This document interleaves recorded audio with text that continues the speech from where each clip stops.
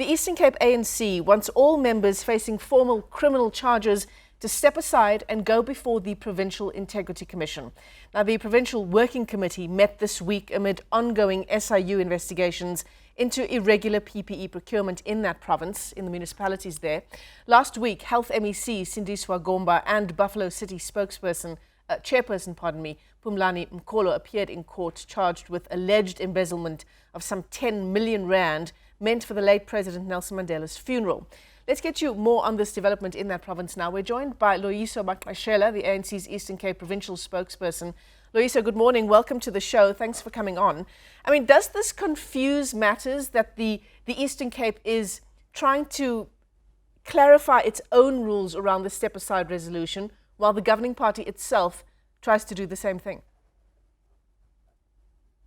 Good morning, Michelle. Good morning to the listeners. I am not so sure, Michelle, as to what it means to say the Eastern Cape is kind of doing something which, if I get you well, is contrary to what the National Executive Committee of the ANC is doing in terms of the step-aside decision. However, what we are doing as the Eastern Cape is that we are adhering to the Newzroom 54th conference resolutions that every member of the ANC must step aside from any political responsibility should that member be formally charged of any criminal offense. Now, that is exactly what the Eastern Cape leadership is doing. And it is not any or by any means contrary to what the National Executive Committee is doing, in the same spirit. So that's exactly what we are doing in as far as the issues that we have mentioned of both the chairperson of the region of Dr. W. Bukubusana and the MEC respectively, that we have encouraged those members to quickly meet with the provincial officials, put their story. And we have said that must then happen, not because we are blind or not mindful of the decision. Hence, we supported the decision. However, those allegations that were labeled against them, they were provisionally put on hold by the NPA and then again reinstated. We are not so sure of the new findings that the NPA might have come across. Hence, they have been afforded an opportunity to go meet before the end of this week with the provincial officials so that they can be able to say, here is a new development in the charges that were pressed against us before in the recently, reinstated charges. So that gets to be understood by leadership. However, that then doesn't take away our firm stance on the decisions of the 54th National Conference. Of course, they are in line with the NEC resolutions that took place over the past week. Yeah, Loyiso, so that is just what we are doing in the province, and we have then said that, yes. If I may come in there, Loyiso. We have said that. If I may come in there for just a moment, thank you. The issue that I was raising with you around a subtle difference between what the province is saying versus what the mother body is saying is that the ANC, in terms of the stand-aside guidelines, is saying members facing damaging allegations of impropriety should step aside. Whereas in the Eastern Cape, the wording of what you're talking about says if you face formal criminal charges, you should step aside. Yes. Is that different? Is there a difference in there? Because it's just the criminal charges. If you have been charged formally, then you should then do the ANC a favor of stepping aside, because this is just about reputation of the ANC.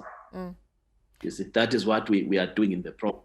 Not unless maybe there is something that you would further clarify that really we're not doing according to what the mother body is doing. But I think we are on the right track.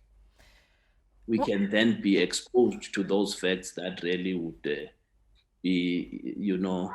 making you to arrive to such a decision. Well, I'm asking the question, is it different? The fact that if I face allegations versus I have been formally charged, it's a big difference, isn't it?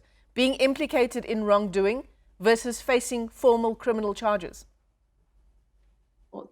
Oh, no, I get your point. I get your point. It is just about you having been formally charged. If you have been formally charged, we say then you then have to step aside. That is our understanding. Yeah.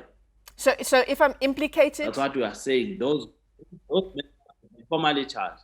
So hence, formally then charged. We are saying, yes, they have been formally charged. They appeared in court. They will then again appear in court. The case will continue. Then it then says the investigation has been done and they are charged formally now. So what So what about those yes. members who face implication, who face allegations, who are implicated in corrupt activities, haven't been formally charged, but are implicated? It is up to an individual then, but we have not gone that route to say if one has just been implicated, but the person has not been formally charged. We just, appealing to members, if there is such a thing when one feels this is damning to the organization, it will have a negative impact on the organization's reputation and standing in the society. The person then should, out of his or her conscience, then step aside, and that person should immediately meet the Integrity Commission and clarify his side or her side of the story, so that the Integrity Commission, out of that exercise, may then arrive at a determination and then say whether the person should step aside or the person should then be taken to whichever level of discipline or any other matter, or because it will depend on what they would then do or what would be the determination by the Integrity Commission. Hence, the NEC guidelines would then say all the recommendations that have been made by the Integrity Commission that are in front of the national officials, they must then be implemented as a matter of urgency, so that in the next sitting of the NEC, a report formally is being given in as far as those are concerned. Those comrades, therefore, they will then have to meet the Integrity Commission and express their side of the story. Then a determination gets to be arrived at. Loyiso, in terms of how long it has taken the ANC, and perhaps you'll speak to the ANC in the Eastern Cape specifically, to actually implement and clarify the guidelines around the stand aside resolution. Why has it taken so long? Because these are matters that we're not used to, because we have never thought at one stage that we would be where we are today. Now, all these new things, new approaches, we will then have to try and have a proper understanding and reasoning so that everybody gets to understand. So it will not just be a smooth sailing, because some of the members would protest and feel that there's a witch hunt, there's everything, there is this and that. And maybe it happened to certain individuals long before and nothing of the sort was ever done. But as the democracy matures and as the organization matures, new approaches, they get to be developed and then get to be decisions and therefore have to be implemented. Therefore, they will then forever take time. Anything that is new, people will take time to understand and try to, reason with it so that it really resonates with them and then understand that it is a resolution of the ANC and it must be implemented. Yeah. Hence, then 54 conference to start a decision. Yeah, I think many people will argue that it's been a long time coming, that this should have been clarified many, many months, perhaps years ago, given the extent of corruption in our government. In the Eastern Cape specifically, Loyiso, if you can still hear us, the issues around the health MEC, Sindiswa Gomba, being implicated in that 10 million rand allegedly being siphoned off in the name of Nelson Mandela's funeral, no less. I mean, that causes, you talk about the massive reputational damage that this stand-aside resolution has if members don't comply. Issues like this already causing massive reputational damage for the party. Yes, they do. They do. And we're very optimistic that our members will comply. At no stage that we would anticipate a member not complying, because it is not about a punitive measure. It's not about witch hunting, as I earlier said, but it is just about us implementing resolutions and saving our organization, which those members belong to.